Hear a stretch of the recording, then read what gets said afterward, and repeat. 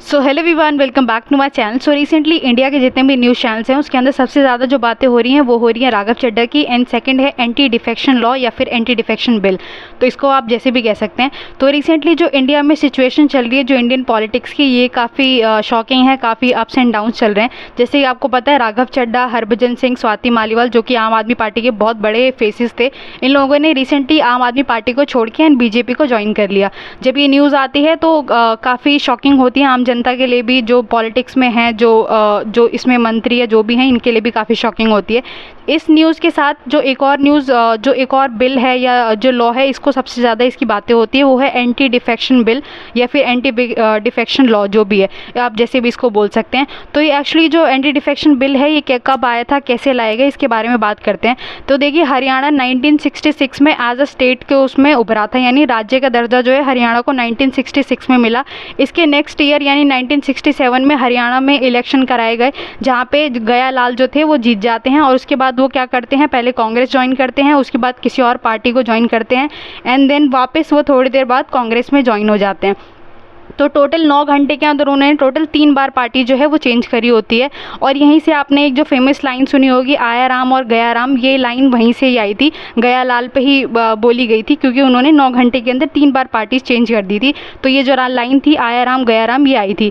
तो ये चीज़ें वहाँ पर होती हैं। इसके बाद राजीव गांधी की सरकार आती है 1985 में, जब राजीव गांधी उस टाइम पे वो थे, उनकी जब सरकार थी, तो उसके अंदर एक लॉ, वो संविधान का संशोधन होता है, 52वां संविधान संशोधन। तो वो भी दल बदल जो है, ये देखा होगा आपने, होगा, जो 10वीं अनुसूची में था दल बदल, इसे 52वें संविधान संशोधन में जोड़ा जाता है। और इसके अंदर कुछ चीज़ें बोली जाती हैं कि अगर अकेला, जैसे वहाँ पे गया लाल, जो उनका अगर मैं एग्जांपल दूँ, तो उस टाइम पे गया लाल किसी और पार्टी को उन्होंने ज्वाइन कर लिया था जीतने के बाद। लेकिन अब जो 52वां संविधान संशोधन आया, इसके अंदर ये कहा गया कि अगर अकेला कोई जो मंत्री या नेता जो भी है, जो उधर से जीत के आए हैं, वो किसी और पार्टी में, किसी और में जाएंगे, तो उनको ये चीज़ गलत मानी जाएगी, इलीगल मानी जाएगी, और उनकी जो सदस्यता है इसको रद्द कर दी जाएगी।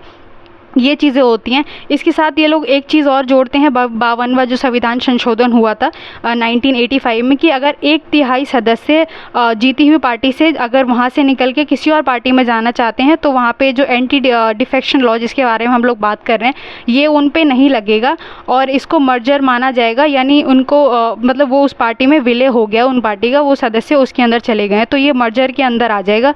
लेकिन इसके ऊपर जो एंटी डिफेक्शन जो लॉ है, ये इन जो भी लोग थे इन पे नहीं लगेगा ये वाला। इसके बाद इन चीज़ों को थोड़ा और आगे बढ़ाएगा, जब 2003 में 91वां जो अमेंडमेंट एक्ट आया, संविधान संशोधन आए 91 में, इसके अंदर भी ये सेम चीज़ें थी, बट थोड़ी सी चीज़ें और चेंज की गई। इसके अंदर ये बोला गया कि कम से कम 2/3 सदस्य जीती हुई पार्टी से दूसरी पार्टी में जाएंगे, तो उनके ऊपर जो ये एंटी डिफेक्शन का जो लॉ है, तब इन पे नहीं लगेगा। अदरवाइज़ अगर अकेला कोई जाके दूसरी पार्टी में जाता है, कोई जीती हुई पार्टी से जीत के बट किसी और पार्टी में जाता है, तो उसके ऊपर ये डिफेक्शन का लॉ लगेगा।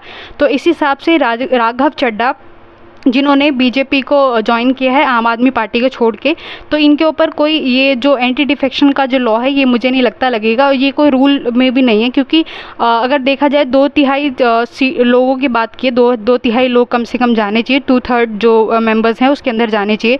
तो राज्यसभा में थे क्या बोलते हैं ये राघव चड्ढा, इनके साथ हरभजन सिंह, स्वाति मालीवाल और 4 और, ये सारे लोग राज्यसभा के सदस्य थे, और इन लोगों ने छोड़ा है। तो टोटल 7 लोगों ने छोड़ा है। वैसे जो आम आदमी पार्टी के जो राज्यसभा में 10 लोग थे और 7 लोगों ने छोड़ा है, मतलब ऑलमोस्ट 2/3 जो इतने मेंबर्स हैं इन्होंने छोड़ दिया है। तो इसलिए इस रूल जो आया हुआ था 91 जो अमेंडमेंट एक्ट आया, संविधान संशोधन आया, इसलिए ये जो 2/3 लोगों ने छोड़ा है, बीजेपी में गए हैं, तो ये मतलब लीगल माना जाएगा।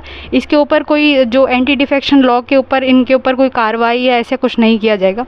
एंड वीडियोज़ अच्छी लगे तो चैनल को ज़रूर सब्सक्राइब करना, ताकि और भी इंपॉर्टेंट इन्फॉर्मेशंस, बिल्स या फिर एक्ट और इसके बारे में हम बात कर सकें।